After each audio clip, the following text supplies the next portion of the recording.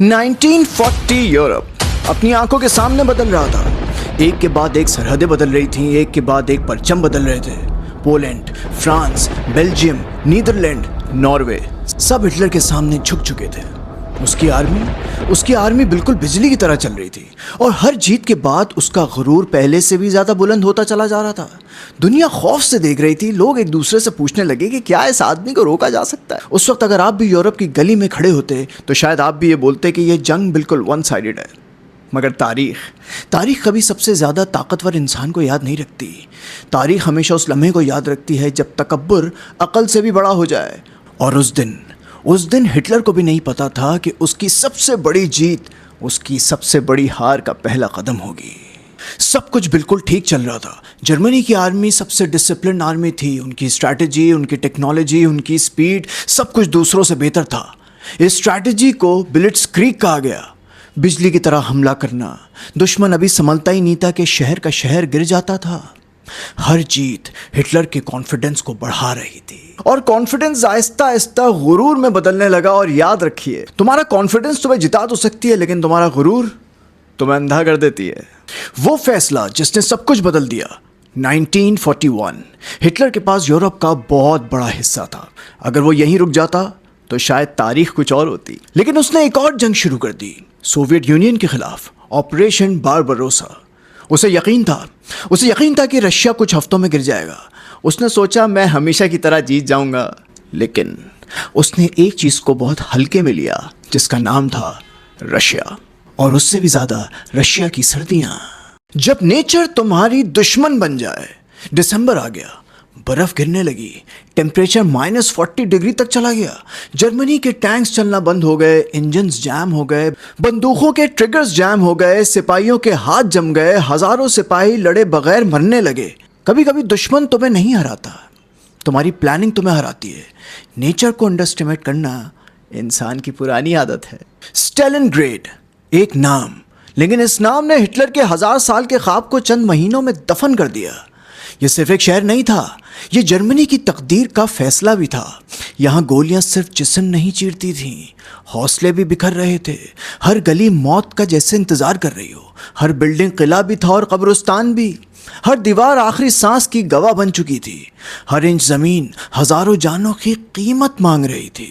सर्द हवाओं में भूख भी दुश्मन थी, सर्दी भी दुश्मन थी, और उम्मीद भी धीरे धीरे मर रही थी।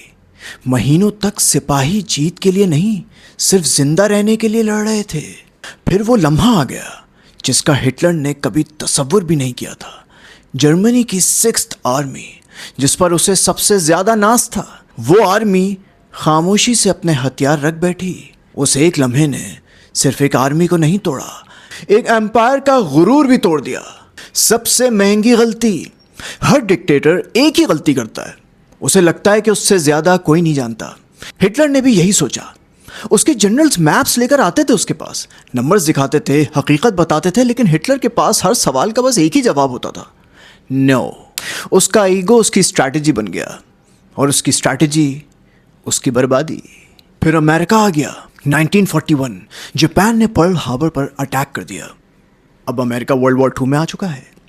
अब जर्मनी का मुकाबला सिर्फ आर्मी से नहीं था, फैक्ट्री से था। अमेरिका हर रोज़ हज़ारों एयरक्राफ्ट बना रहा था, हज़ारों टैंक्स, लाखों bullets, resources, fuel, industry, money. कभी कभी जंग बैटलफील्ड पर नहीं जीती जाती मेरे दोस्त, फैक्ट्री में जीती जाती है। हिटलर ने बहुत ज़्यादा दुश्मन बना लिए थे, ब्रिटिश, सोवियत यूनियन, अमेरिका और कई दूसरे मुल्क। और एक वक्त में सोचो, अगर एक इंसान 5 लोगों से एक साथ लड़ने लगे, चाहे कितना भी ताकतवर क्यों ना हो, थक जरूर जाएगा। यही जर्मनी के साथ हुआ। उसकी आर्मी हर जगह थक रही थी। नफरत की कीमत, कभी कभी एक मुल्क को दुश्मन नहीं, उसके हुक्मरान की नफरत तबाह कर देती है। हिटलर जंग सिर्फ बैटलफील्ड पर नहीं लड़ रहा था, वो इंसानियत के खिलाफ भी जंग छेड़ चुका था। उसकी नफरत इतनी गहरी हो चुकी थी कि उसे जीत से ज़्यादा लोगों को मिटा देने की फिक्र थी। लाखों बेगुनाह मर्द, औरतें, बच्चे अपने जुर्म के बगैर मौत के कैंप्स में भेज दिए गए। उनका कसूर सिर्फ इतना था कि वो उसकी सोच जैसे नहीं थे। हर ट्रेन जो सिपाही ले जा सकती थी, اب بے گناہ لوگوں کو موت تک لے کے جا رہی ہے. ہر گارڈ جو ملک کی دفاع کر سکتا تھا اب قیدیوں کی نگرانی کر رہا ہے. ہر فیکٹری جو ہتھیار بنا سکتی تھی اب موت کا نظام چلا رہی ہے.